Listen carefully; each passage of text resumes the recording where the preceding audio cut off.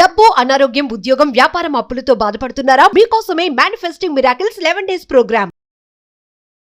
నమస్కారం అండి, డాక్టర్ శ్రీ ఆచార్య అనంతకృష్ణ స్వామి గారు. నమస్కారం. అసలు క్లాసెస్ ఎప్పుడెప్పుడు ఉండబోతున్నాయి? చాలా మంది అడిగేది క్లాసుల వివరాలు చెప్పండి అని.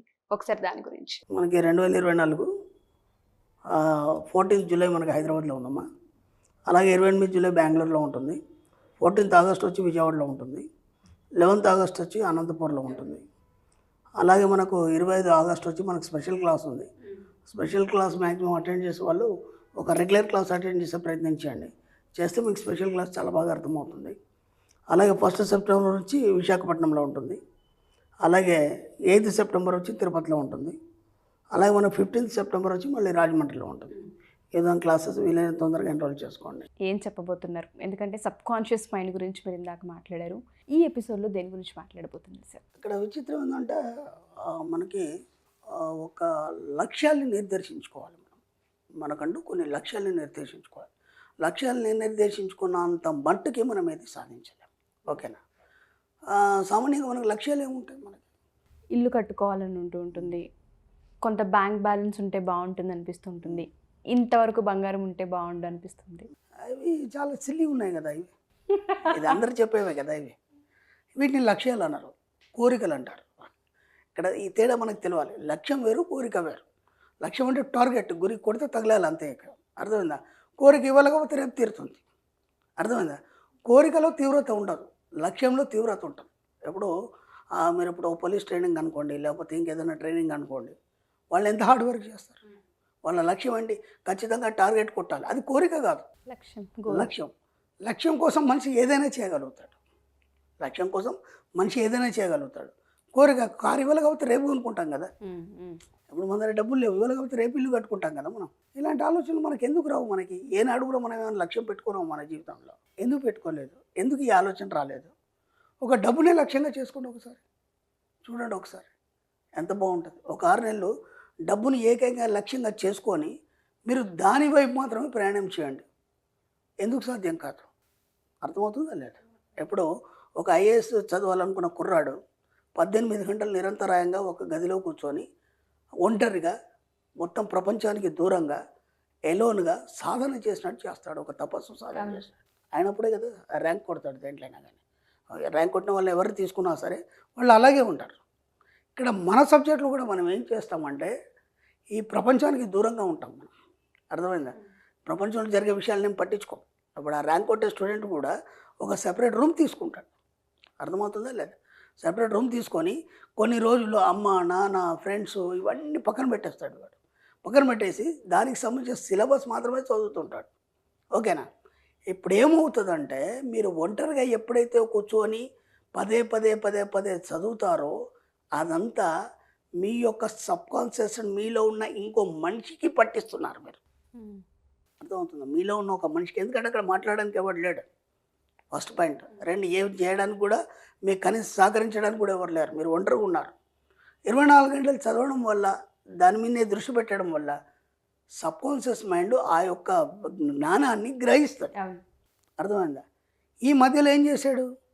బాహ్య ప్రపంచంతో సంబంధాలు తెంచుకొని అతను ఒంటరిగా మిగిలిపోయాడు. అర్థమైందా? మన సబ్జెక్ట్లో కూడా నేను 100,000 సార్లు చెప్పాను ఏంటంటే సెంటిమెంట్ అనేది ఉండొద్దు, జాలి, కరుణ, దయ, ప్రేమ ఇవన్నీ ఉండొద్దు. మన సబ్జెక్టులో డబ్బు మాత్రం ఏకాంక్ష లక్ష్యంగా చేసుకున్నప్పుడు కొన్ని రోజులు వాటికి దూరంగా ఉండండి. ఒక 6 నెలలు ప్రయత్నం చేయండి. డబ్బు సంపాదించడం అంత ఈజీ ఇంకోట్లేదు. అర్థమవుతుందా? ఫస్ట్ మీరు అది డిసైడ్ కావాలి. మీరు ఏమనుకుంటారో డబ్బు సంపాదించడం చాలా కష్టంగా అని ఎప్పుడైతే అనుకుంటారో అది కష్టంగానే మీ దగ్గరకు వస్తుంది. కాబట్టి ముందు నేను ఇంతకుముందు కూడా చెప్పాను, నేను మారడానికి సిద్ధంగా ఉన్నాను. దేనివైపు మారడానికి సిద్ధంగా ఉన్నాను? నేను ధనవంతుడు కావడానికి సిద్ధంగా ఉన్నాను. అది అనుకున్న తర్వాత దానివైపు మాత్రమే ఆలోచన చేసినప్పుడు అప్పుడు కదా ఆ లక్ష్యం వైపు పనిచేసినప్పుడు అది నీకు పనిచేస్తుంది. ఇక్కడ మనం అదే చేస్తున్నాం. కొన్ని రోజులు అన్ని పక్కన పెట్టేసి కేవలం డబ్బు మీద దృష్టి పెట్టి డబ్బుకు సంబంధించిన ఆలోచనలు, డబ్బుకు సంబంధించినటువంటి వ్యక్తులు ఎలా ప్రవర్తిస్తారు, వాళ్ళ యాటిట్యూడ్స్ ఏంది, వాళ్ళు ఎలాంటి వస్తువులు కొంటారు, ఎలాంటి వస్తువులు వాడతారు, ప్రపంచంలో అతి ఖరీదైన వస్తువులు ఏంటి, అవి ఎందుకు అంత రేటు ఉన్నాయి, ఏ కరెన్సీని మనం ఏమంటాం, ఏ దేశాల్లో ఏ కరెన్సీని ఏమంటాం, ఈ ఆలోచనలు తప్ప ఇంకేం ఉండవు. ఇక నేను ఒక 6 నెలలు. అర్థమవుతుందా?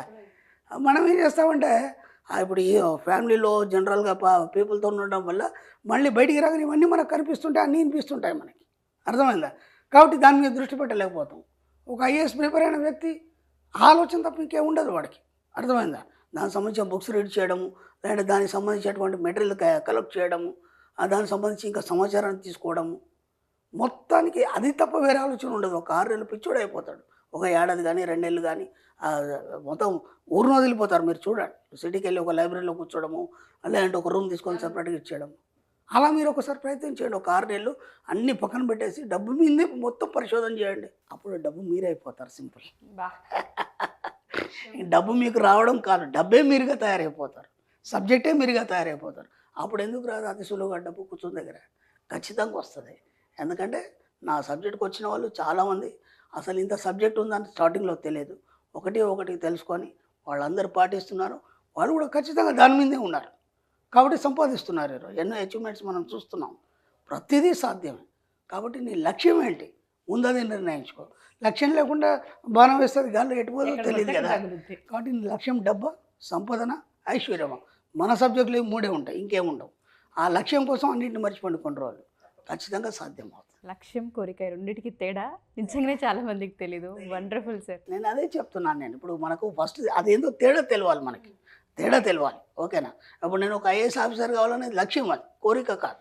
ఓకేనా? నేను మెడల్ కొట్టాలని అదో లక్ష్యం, అది. అర్థమైందా? ఒక చిన్న ఎగ్జాంపుల్ చెప్తాను నేను. ఒక అమ్మాయి ఉంది, రన్నింగ్ పోటీలో పాల్గొంది. ఓకేనా? రన్నింగ్ పోటీలో పాల్గొంది. ఆమె లక్ష్యం ఏంటి? నేను ఖచ్చితంగా టార్గెట్ చేరాలి. ఓకే, పరిగెడుతుంటే ఇద్దరు ఉన్నారు. ఫస్ట్ ఒక ఆవిడ ఉంది, వెనకాల ఆవిడ ఉంది. ఈమె లక్ష్యం ఏంటి? ఖచ్చితంగా టార్గెట్, లక్ష్యం అనుకున్నాం కదా మనం, కోరిక కదా అది. కరెక్ట్ లైన్ వచ్చేసరికి ఈమె పడిపోయింది. ఫస్ట్ ఆమె అయిపోయింది, వెనక అయిపోయింది, ఈమె ముందు అయిపోయింది. లక్ష్యం ఎలాగైనా చేరవచ్చు, ఇలా అని కాదు. లక్ష్యం పెట్టుకున్నప్పుడు ఆ సమయానికి ఏదో రకంగా విశ్వంకి సహకరించడం మొదలైంది. ఆ టైంలో ఖచ్చితంగా నువ్వు అనుకున్న లక్ష్యం చేరగలుగుతావు. కోరికలు అది ఉండదు, కోరికలో తీవ్రత ఉండదు. అందుకే నేను చెప్తున్నాను, కోరికలు ఇవ్వాలి కాకపోతే రేపు తీర్చుకోవచ్చు, అది ఏదైనా కావచ్చు. లక్ష్యాన్ని పెట్టుకోండి. లక్ష్యాన్ని ఏకైక లక్ష్యంగా డబ్బునే పెట్టుకోండి, లేదా సంపదను పెట్టుకోండి, లేదంటే ఐశ్వర్యాన్ని పెట్టుకోండి. ఖచ్చితంగా రీచ్ అవుతారు. కాకపోవడం అంటూ ఉండదు. లక్ష్యం ఎప్పటికైనా సాధిస్తారు. అది నేను చెప్పాను. Yes, wonderful sir. Thank you sir. Thank you so much. Thank you. Suman టీవీలో మీ పర్సనల్ అండ్ బిజినెస్ ప్రమోషన్స్ కోసం కింది నెంబర్కి కాంటాక్ట్ చేయండి.